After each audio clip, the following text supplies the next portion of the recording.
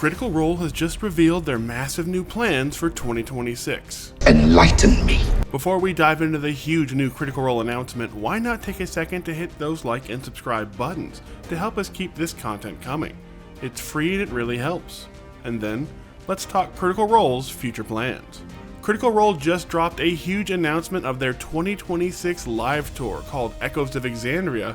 which will see them once again traveling across the world for 5 new live shows next year.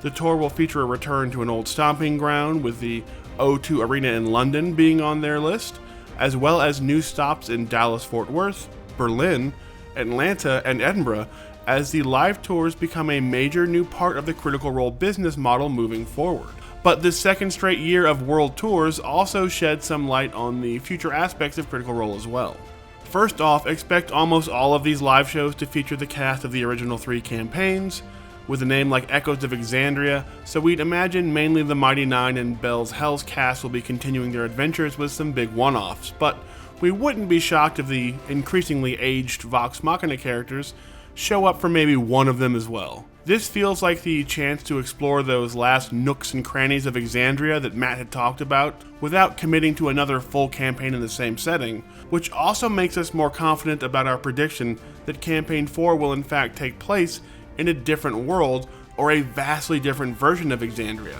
as it just feels like potentially 4 campaigns of characters all trying to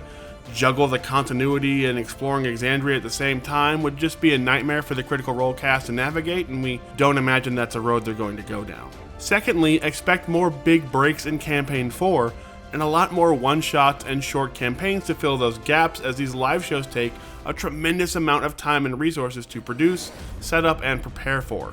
meaning the cast is going to have less time for the main campaign than ever before. But given how great some of these one-shots and short campaigns have been in the last 6 months, as Critical Role looks to fill time between the live shows and Campaign 4 already, that may not be a bad thing at all. In fact, it looks like the new norm for Critical Role may be less main campaign episodes per year, as they look to make room for these huge new live shows while juggling a main campaign, which is something at least they haven't had to do so far, given that this year's live shows almost all came during the break between Campaign 3 and 4. But with live shows apparently being a huge success for Critical Role, it's not shocking that they're going to be a massive new part of their business model moving forward. We aren't sure if these shows will be a Daggerheart based, D&D based, or a mix of both,